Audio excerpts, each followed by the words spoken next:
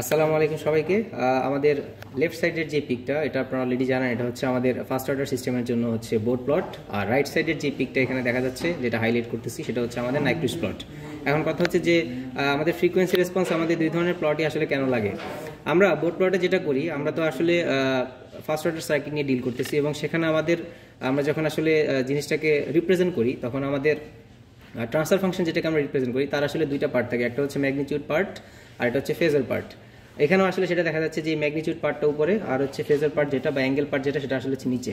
এই ম্যাগনিটিউড পার্টটাকে যখন আমরা আসলে ডিবি স্কেল দিয়ে রিপ্রেজেন্ট করি, তখন সেটাকে আমরা বলি আসলে বোর্ড প্লট, বা আমাদের এটাকে বডি প্লটও বলা হয় কখনো কখনো। আর যদি আমরা এটাকে ডিবি স্কেলে না নিয়ে ডিরেক্ট আসলে বিভিন্ন ফ্রিকোয়েন্সির ভ্যালু ইউজ করে প্লট করি, তাহলে সেই প্লটটাকে আমরা বলবো আসলে নাইকুইস্ট প্লট। এই দুইটা প্লটেরই আসলে যেই কাজ, সেই কাজটা হচ্ছে আমাকে আসলে সিস্টেমের স্ট্যাবিলিটি সম্পর্কে একটা প্রিসাইজ ধারণা দেওয়া। তো এই হচ্ছে আমাদের নাইকুইস্ট প্লট ফার্স্ট অর্ডার সিস্টেমের জন্য। আশা করি এর আরও ডিটেলস আমরা থিওরিতে আমরা দেখবো আর কি। So thank you.